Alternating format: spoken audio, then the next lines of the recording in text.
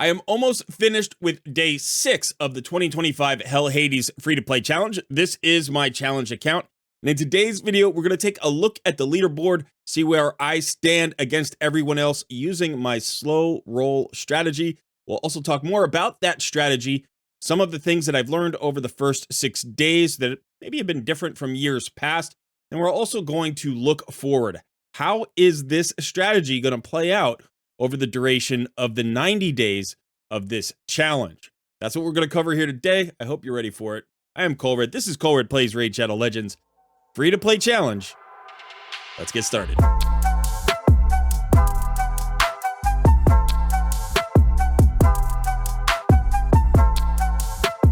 Just a quick throwback video suggestion to those of you who are participating in this year's free to play challenge.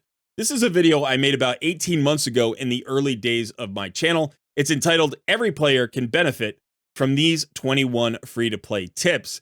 Now, the game has evolved over the last 18 months, but I would still say probably 18 or 19 of these tips are relevant today, and they can definitely help you get the most out of your new free-to-play account in the first few weeks or month of gameplay. Now, remember that I've also evolved in the last 18 months. This was, well, let's just say I was new to the YouTube game, so don't judge me too harshly when you watch this video, but I do think there's a lot of great information there that will hopefully help you out. I will include a link to this video in the description below. And while I have your attention, please smash that like button, subscribe to the channel if you haven't already, and consider joining our Discord community. Thanks so much. Now let's get back to the video. Be kind. I want to start by giving you a quick recap of my approach to this year's free-to-play challenge, for those of you who may not have heard about it yet, because my approach this year is very different than the one I used last year, and I think it's going to be different from the approaches that most content creators are using for this year's challenge as well. Last year, I was very much going for the win, so I was primarily concerned with getting every challenge point that I could. However, this year my priorities have shifted. I'm a new father, and I don't have the same time and energy to devote to a new account the way I did last year. So instead of worrying about the challenge, I'm using what I'm calling a slow roll approach to this year's challenge. What I'm basically doing is trying to operate this account in as healthy a free-to-play approach as I can manage, with an eye on long-term growth. So I'm not really worried about the short burst of advancement I can get, which would get me challenge points. I am much more concerned about setting myself up for success moving past those 90 days. But I have a theory. I have a theory that doing so will still result in a pretty good performance in the first 90 days. How good, I don't know. So we're going to measure this account up on the leaderboards against the other content creators, and we're going to see where we stand today and over the course of this challenge. And just to give you an idea of how this different approach is manifesting itself in this account this year, during the first 6 days, I am now on account day 6. Let me show you here. Account day 6. I started one server day behind everybody else.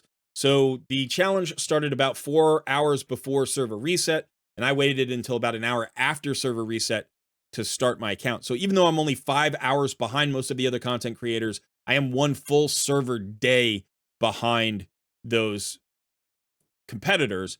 And so, for instance, in the Alice chase, I don't have Alice yet. Everybody basically at the time of recording has had Alice for almost 20 hours. I have not gotten Alice yet. And so that results in less progress right out of the gate. And the reason I did that primarily was because the challenge started on my wife's birthday. So I basically didn't start until after the server reset. But there are some other differences as well.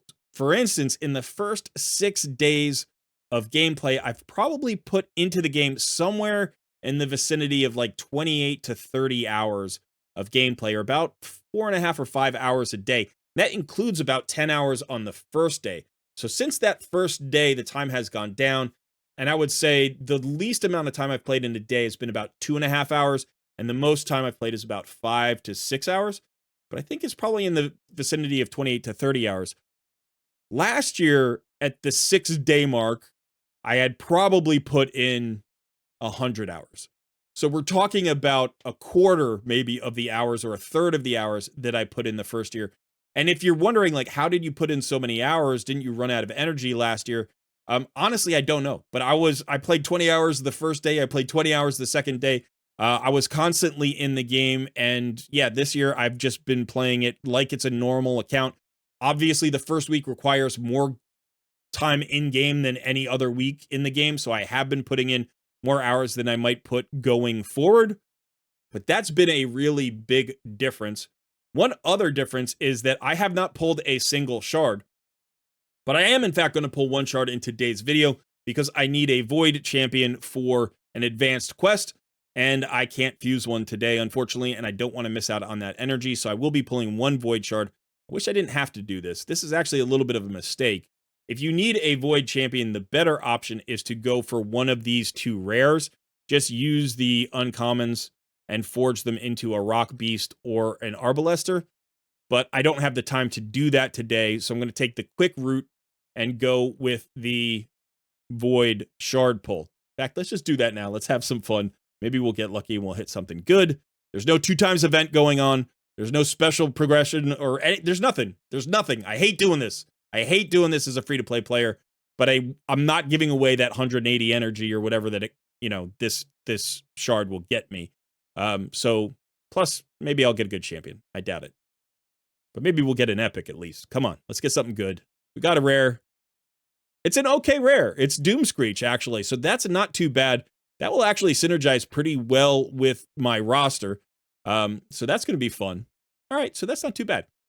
Now, what I want to do is go ahead and show you all of my roster and everything. We're going to talk about all of the various areas of progress that I've made. But before we do that, I want to jump over to the Hell Hades website so we can just see where we stand in terms of the leaderboards. Here is the creator progress tracker at leaderboard. As you can see, I have 774 points currently. Now, there are leaderboards, top 10 leaderboards for all of these various areas of the game. And last year, I was on several of these top 10 leaderboards. I don't know if I'm on any this year. I would be surprised if I were on any at all. The only one that I might be on would probably be Faction Wars, but it looks like, no, it looks like I've been knocked off. I was in 10th place yesterday, I believe, but I've been knocked off of that one. We're seeing a lot of, Crop is back at the top of the leaderboard. That's great. FTPJ Warrior was on Team Shadowverse with me last year, so he's looking good. We've got Bront Cat Herder, who's a friend of the channel. All right, we got a lot of people up here. Yeah, so I am not in any of the top 10 leaderboards at all, it doesn't look like. You can come here, by the way. It's just go to the website and then click on the free-to-play banner right on the main page, and you can come and check out these scores. And then in addition, I can check my location in the overall leaderboard. So this is the leaderboard with the 54 content creators, and here I am at 45. Now, I was as low as 53 on day one, I believe, because like I said, I started 5 hours behind everybody. So I was very much in last position. I have gotten as high as, I think, 41, but I've been bouncing between basically 41 and 49 for the last 2 or 3 days. So I am near the back of the pack, but I want to very clearly state this. I think that I will probably stay near the back of the pack for the first month to 45 days. And then I think I'm going to start to climb the leaderboards. And one of the things that you should know about the scoring here is that you have one-time points that you can get. So for instance, for every stage of a dungeon that you clear, you get points for clearing that the first time. So when you clear stage 14, you get points. Then you get, stage 15 of Dragon or whatever, you get points. And then 16. So those points are still available to me, and I will get them before the 90 days are over. But a lot of these content creators have already grabbed those points, and now the points that they still have to grab are, they get harder over time. I still think, man, they're going to be way, way far ahead of me. I'm looking at 774 points here, and we got Broken Not Dead with 1,564 points. By the way, if you don't know Broken Not Dead, he is a friend of the channel. He's a content creator, one of the most unusual content creators, I think, in Raid Shadow Legends. He does a lot of different content. You should definitely check out his channel if you can find it. Just do a quick YouTube search and you'll find him. He actually took a break from the game a little while ago, and he's come back to it, and he has come back with a vengeance. So Broken, good job, man. You are crushing it. Keep it up. And yeah, so, this is where we stand currently. Like I said, I'm not too fussed, but let's go ahead and we'll go back and show my progress so we can look at my leaderboards as well. Now, my leaderboards just show me where I am ranked against everybody. So in terms of Great Hall development, I'm 33rd. I should be moving up a little bit there. I just haven't spent any medals recently. Faction Wars is 12th. I'm okay with that. That's pretty good. Classic Arena 34, Tag Team Arena 41. Okay, current fastest champion. This is frustrating. I've had very bad luck this year in terms of gear. And last year I was like 6th or something with the current fastest champion by the same time. So this is impacting my entire account right now. And we'll talk about my gear in a little bit because it has been the biggest frustration of this year by far. And you can see I'm basically in the 30s in most of these. I'm in the 20s in some of them, even in the teens in a few. So I'm doing okay. I feel like I'm keeping pace. I'm around the average in terms of progression in most things, although like normal campaign, like I'm 49th, but you'll notice I finished normal campaign. So this is a little bit misleading because this is based on who finished first. So I was the 49th person to finish normal campaign, but I wasn't really pushing, right? I started 5 hours later than everybody else. Of course I was going to be behind everybody. And then, here I was 42nd with hard campaign, and I haven't not yet finished brutal, and most people have probably finished brutal campaign. And so I'm near the end on that. And then nightmare campaign I haven't even touched, but I'm 44th. Okay. So that's just a look at the leaderboards. And again, we'll be checking in on these leaderboards as we progress throughout the 90 days, just to see where we stand.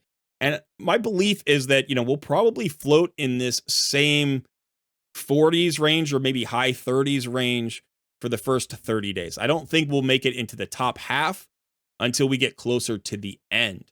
And that's going to be for several reasons. One, I think our account is just going to do well at certain points where other accounts won't. And then I also think people will start to hit walls. They will run out of progress, they will get frustrated, and they will not have the resources in order to continue to push. And they might just play less than they're playing now. It's really exciting right now. And they're grinding 20 hours like I did last year.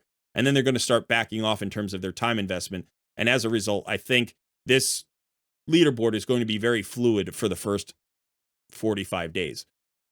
Now let's go back to my account. I'm going to show you some of the things that I was talking about in terms of progress. Okay, I already mentioned this, that I haven't pulled any shards except that one void shard that I pulled today, and then some mystery shards that I've needed to pull. My goal is to hold on to these shards as much as possible to try to do next month's fusion, which honestly is only about maybe 2 weeks away. So I want to continue to collect ancient shards, void shards, sacred shards. If I can get a primal or two, that would be awesome. I probably won't spend primal shards in fusions unless I absolutely have to, because I'd rather save those for a 2 times primal shard event. I'd rather save all of these for a 2 times event, but I'm going to use them in fusions if I need to. My goal would be to use voids only during 2 times events, and then to use ancients and sacreds during the best moments in fusions to get value both for the shard and for the fusion. Now, if the next fusion champion is really bad, I may just skip it and pull during some 2 times events, or save it for the following month's fusion. Last year, the first fusion was Ancora, and the second was Armand's. So they were crazy good fusions. I doubt we'll get the same power out of the fusions this year, but if I can get a good support champion, or maybe a good HP burner or a tank or somebody that could add value to my roster, then I'll definitely go for it. Let's show you that roster. As you can see, I don't have a 6-star yet. I was thinking I would have my 6-star before today, my first 6-star, but in fact, I've focused a little bit differently than I expected to, and I'm not yet sure whether or not that was a good decision. So I did 5-star Tagore, which I think was a good decision, as my next 50, because he has, first of all, a shield set on, so a bigger HP pool is going to make everybody more survivable. Plus, he has this heal, which is based on his max HP, so his heal gets bigger as well. And then I can also put, eventually I can put an amulet on him, which is going to make him a little bit more survivable. I do need to get out of this chest plate. This is a very bad shield chest plate, so I need to try to get a replacement for that. The other pieces are decent. I finally found some okay resilience gear. I did get a 5-star speed boot. This is my only 5-star speed boot on the entire account. So that's been really weak this year. I have not rolled well on my forge materials. I have not gotten good drops from any dungeons. I haven't gotten good drops from clan, but I haven't got good drops anywhere. And in fact, my Athel is still looking for her amulet. I just got this piece. I just got this piece earlier in this server day, so last night. And I was finally able to replace some of the gear on her and get a slightly better build for her. So she's running decently fast at 152. She's got 97 accuracy. I would love a pinpoint amulet to get her that additional speed here. The big thing is, the 3-star boots. The 3-star boots are rough. The change this year in terms of gear that you get as a login rewards, because of the Alice Chase, right? Because of the Alice Chase, we've gotten this Savage gear, the 6-star Savage gear, and not the normal lifesteal gear that we typically get. That has hurt me significantly. And I think it's hurt me more than in other years, because in other years, I've had bad gear. Like, that's happened. In fact, last year, I didn't really get great gear on Athel during the entirety of the 90 days. But you know exactly what to expect from those first 6 lifesteal pieces. And even though they're mostly 4 stars, I think the weapon is a 5-star. But even though they're mostly 4-star gears, they have perfect substats. And as a result, you can use that 4-star gear for a very long time, and you would do much, much better than I am currently doing in the gear that I have. And in fact, this Savage set seems to be randomly rolled. So it's not a predetermined bunch of substats. And I did not get great Savage gear either. I got okay Savage gear. I think 2 pieces are good, and the rest of them are pretty bad. So let me go ahead and show you the pieces.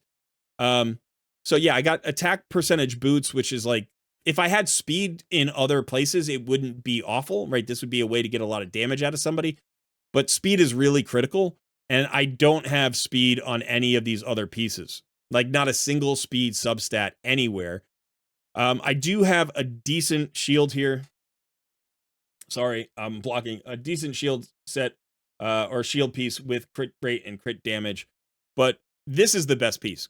Crit damage with crit rate and attack percentage. No speed, no accuracy, flat defense on the chest piece. Nothing really good here. So these attack percentage boots they would be okay if I could get speed onto the champion, but since I can't, it's problematic. So I don't expect this Savage to be very good. I'm probably not going to put it on Alice for a bit, unless I can get a few other pieces, because this gauntlet is so good. So I would try with the shield and the gauntlet to piece something together for Alice, or for Athel, or maybe Wukong if I could. But I think it's going to take a while. In addition, I put a lot of time and energy into the event dungeon, but I've only been able to get to stage 9. I haven't been able to push to stage 10, where you stop getting 3-star gear. And as a result, I just haven't really gotten any powerful gear. I haven't gotten great drops anyway. I think the best drop that I've gotten is actually an amulet for Sun Wukong, which is a 3-star amulet. It's attack with crit damage and accuracy, so that's going to help once I get him fully ascended. Speaking of that, I need to get into my keeps here and make sure that I farm this the next day in 4 hours, because once these close and go on regular rotation, it's, you have to wait. So I want to make sure that I can get Wukong to 3-star ascended before I lose access to the Spirit Keep every day. Yeah, because that's going to be important. He gets much more powerful at 3-star ascended. Otherwise, the ascensions have gone well. I've been able to farm the potion keeps with no problem. You can see I have a 5-star outlaw monk.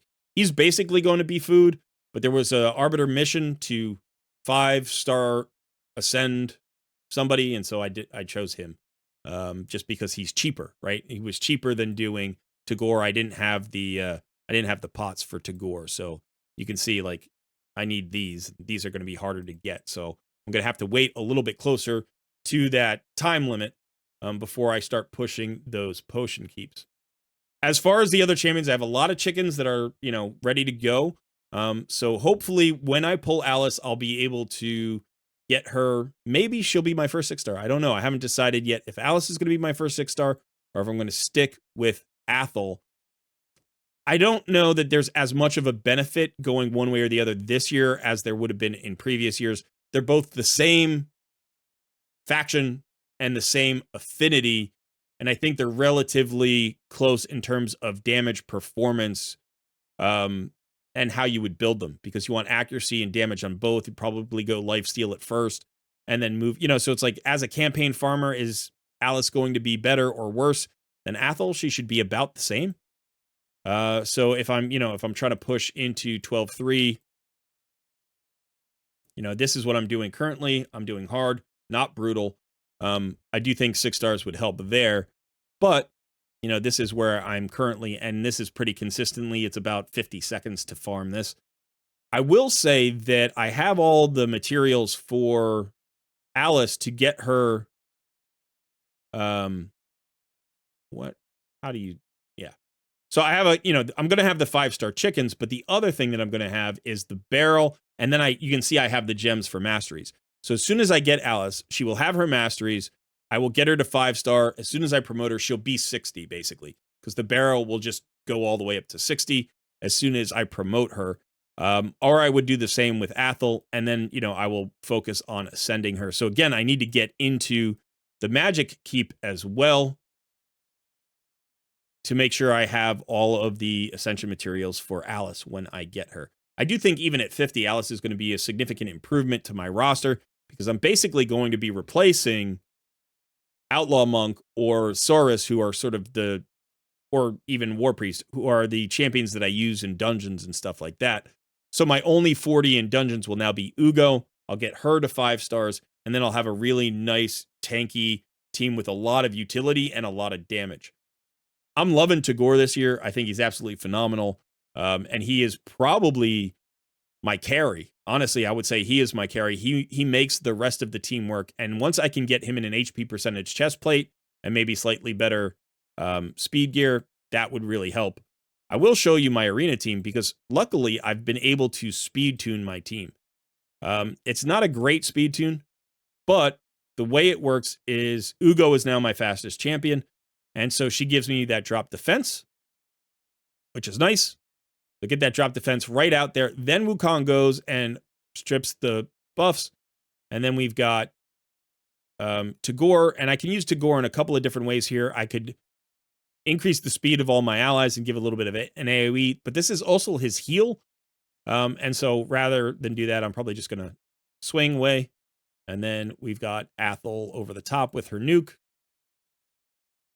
We'll see how they do in terms of damage. This allows me to then cleanse if I go into a Wukong or another debuffer, cleanse with Ugo right away, and then I can just nuke out with Wukong.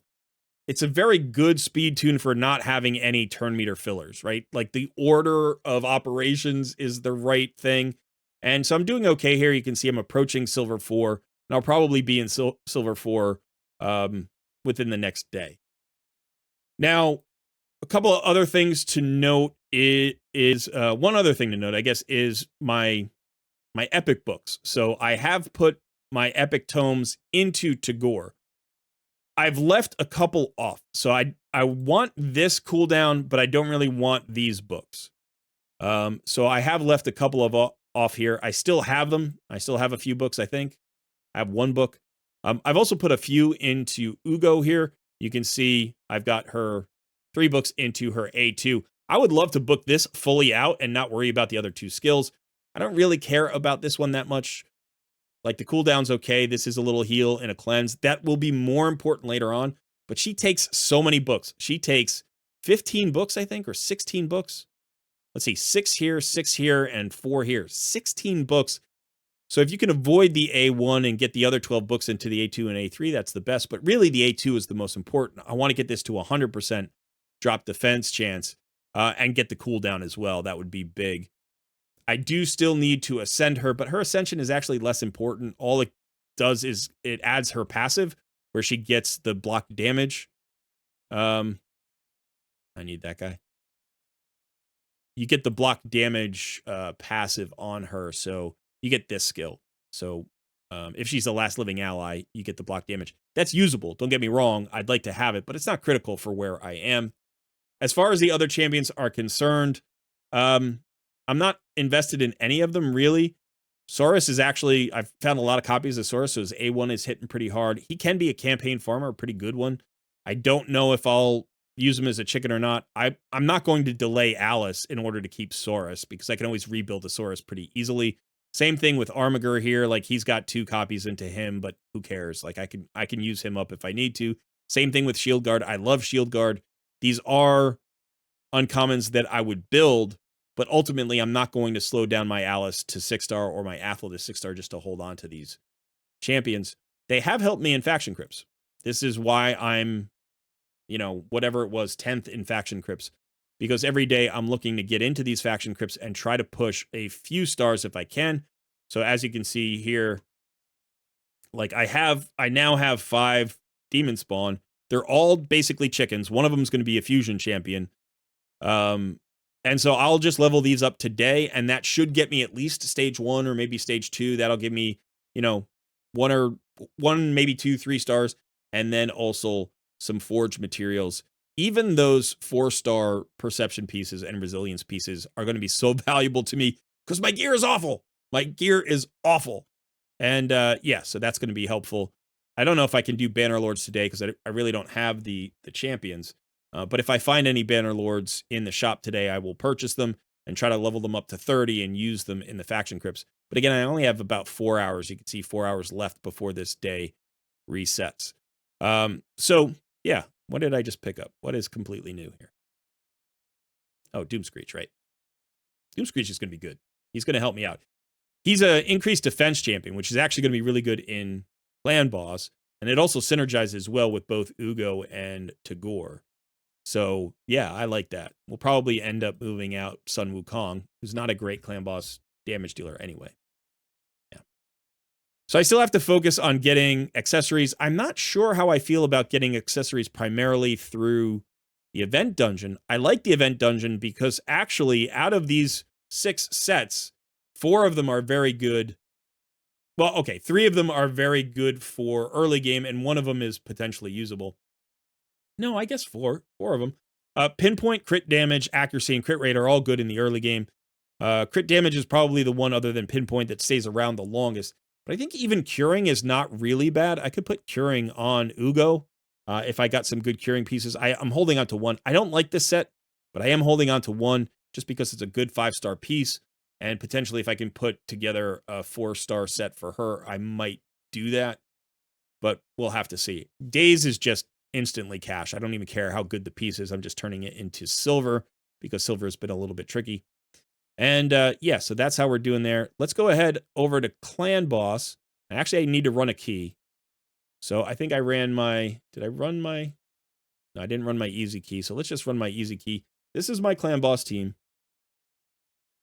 And it's doing okay. It's doing okay. It's clearing, it's 1 keying pretty easily now, 1.69 million. And then for normal, I think it's getting about 900,000 to 1 million, somewhere around there, depending on the affinity. So let's just go ahead and run that, and then we'll talk about the last few things on the account, and we'll call it a video. So as far as this is concerned, I do like Outlaw Monk here, who's doing some work getting those poisons out there. I don't have another poisoner. Sun Wukong, the biggest value for Sun Wukong here is the block buffs and buff strip, so the boss doesn't get the increased attack, and that gives you a little bit more survivability. But because he doesn't have his masteries yet, like he doesn't have his War Master, he doesn't really do a ton of damage. He's not built for that. He's 5 stars, so that's good, and so I don't mind having him here. But eventually I'm going to want to move him and Outlaw Monk out. I'm probably going to bring in Alice, especially if she's 6 stars, because she will have War Master. And then maybe, maybe we'll bring in Doomscreech for the increased defense and the turn meter fill. That'll get us more turns and keep us alive a little bit longer. And that might be a good team. Might be a good team. Probably get me up through hard at least.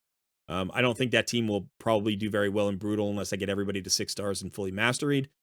But we'll have to think about, the approach moving forward. I'm not pulling shards until I need to.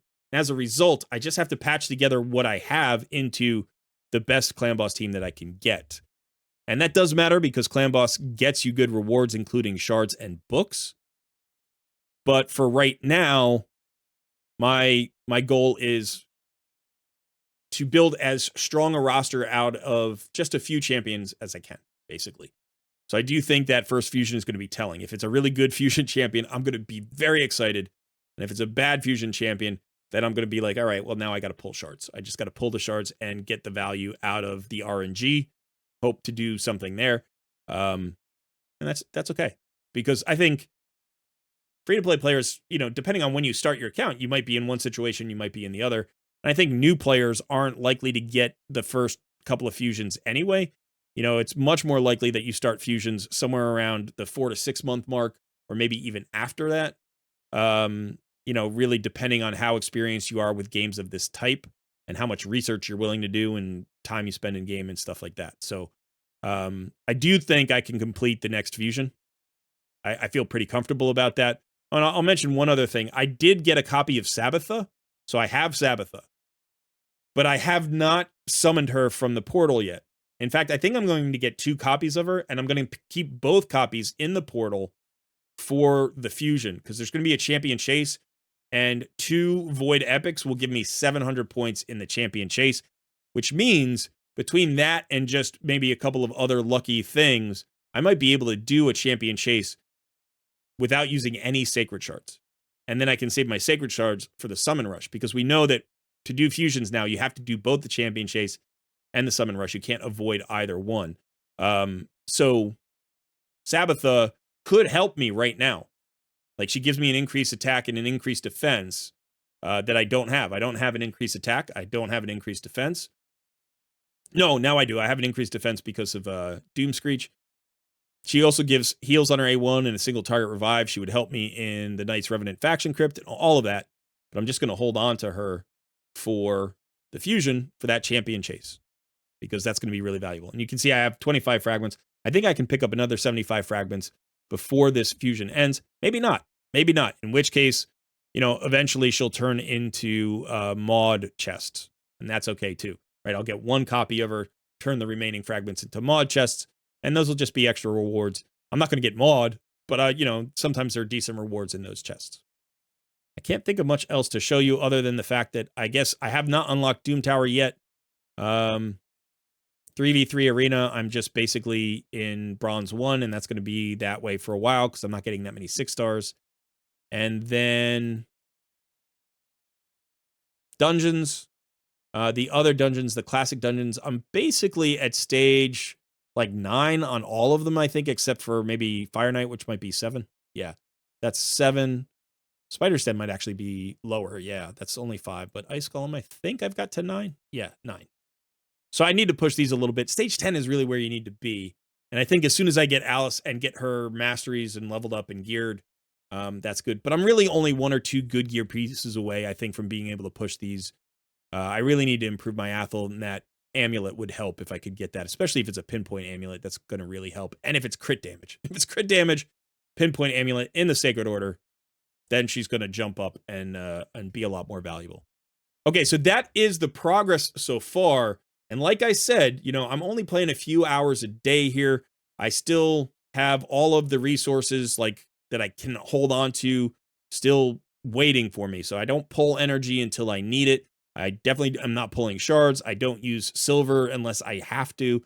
I am trying to get as much out of all of my resources as I can in terms of double dipping and triple dipping. But honestly, it's been a little bit of a rough ride. The rolls have not been good for me. The drops have not been good for me. And so that will change over time, over the long run. Remember, as a free-to-play player, you just have to ride that out. I'm not really that concerned. We're on day 6. We're on day 6. I could get really lucky on day 10 and all of a sudden my account will leap forward. And so, if you're in the same boat that I'm in and you're new to free-to-play, just be patient. If you're making good decisions, double and triple dipping your resources, saving the resources for opportune moments, you're going to eventually level out on your luck. You will eventually level out. Might take a long time, but it will happen. And when it does, you'll feel like you're prepared for it. Okay, let me know in the comments below what you think. Do you think I'm going to catch up on the leaderboards by the end of 90 days, or do you think my slow roll approach means I am going to be relegated to the back of the pack basically this entire time? And also, if you have any free-to-play tips or tricks to share with the community, anything you've learned from this year's challenge specifically, maybe that's different than years in the past, let me know those in the comments below as well, and we'll share them around. Okay, thanks so much for hanging out today. I have been Colred, and I will see you in another video soon.